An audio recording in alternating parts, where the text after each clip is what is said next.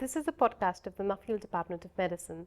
Today we talk to Dr. Claudia Turner about her research on tropical neonatology. Hi, Claudia. Hi, how are you? Good, thank you. Can you tell us a little bit about your research? Absolutely. So I'm based in Cambodia with the Cambodian Oxford Medical Research Unit. And we have a collaboration there with the Angkor Hospital for Children. So our research is very much clinically based.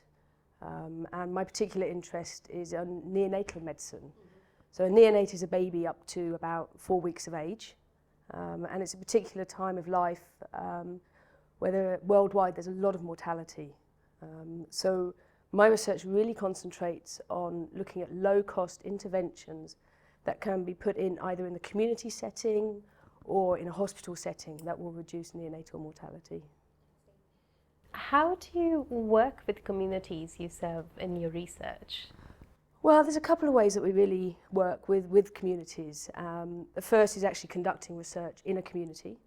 So one project that I've just finished, which I found particularly interesting, was to go out into community and ask village leaders, mums, dads, grandparents about the barriers and the problems faced during pregnancy, childbirth and the first 4 weeks of life. In the hospital we see babies coming in who are in terrible conditions, and before we can really start decreasing the number of babies who are dying, we have to understand why this happens. Is it because there are practices that are happening in the community that are detrimental to the baby, or other barriers faced? So that was a very nice piece of research because we could really get in and understand from people's points of view, the people who are actually going through these things, what it is that stops them getting to the hospital in time. And unfortunately, our conclusions from that study were that really it was down to resources and money. So for a family to be able to afford to take a child to hospital, they often have to sell a possession, a cow or something, and that of course delays it. So I think working with the community in that way, we can understand what's going on, what those barriers are, and then we can start tailoring interventions, research to overcoming those.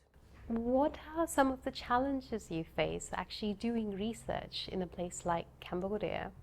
Yeah, well, there often are some challenges, but I think really the main challenge that we have is the same anywhere in the developing world, and that is that people misconceive that neonatal care, so looking after babies up to 4 weeks of age, is difficult, is expensive. And actually what we're showing is that by simple low-cost interventions, such as keeping a baby warm. Now you wouldn't think that in the tropics that was going to be a big problem, but a recent study that we finished looking at babies who are coming into the hospital, much increased risk of dying if they came to us cold. So we can do an intervention that means that we keep a baby warm before they get transferred to hospital, and we're going to save lives. So that's one challenge. Resources, logistics can also be difficult working in the tropics. You have to have a good sense of humour. You have to allow things to go wrong and to work out moving forwards how you can work through that. What are the most important lines of research that have emerged in the field in the past, say, 5 to 10 years? Well, I think globally, one of the most important things that has happened is the realization that looking after babies up to 4 weeks of age is not the same as looking after all children under 5 years of age.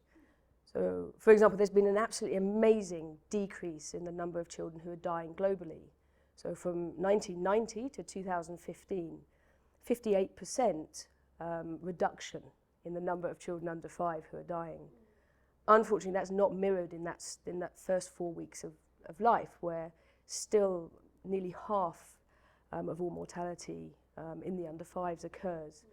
So within the research field, people realise that one size fits all doesn't work, and actually what we need to be doing is concentrating on the neonatal period.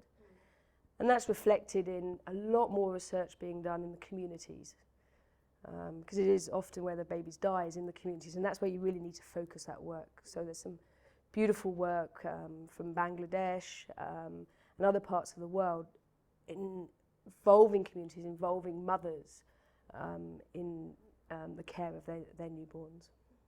Why does your line of research matter? Why should we put money into it? Well, I think it's a real world situation. We have all these babies dying, and there are things that we can do to stop babies dying. Now, it's not always that you can transfer one solution from one area to another area, but you can make a blueprint, which means that different interventions can be tailored to different communities, and you can actually decrease the number of babies who die.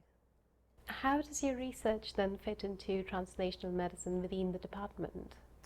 I think one of the most important things about the research is involving the communities. That it's a problem that is faced by the communities. They realise that there is an issue there, and we're giving them solutions to be able to tackle that. Great, Claudia. That was really interesting. Thank you so much. Thank you. Thank you.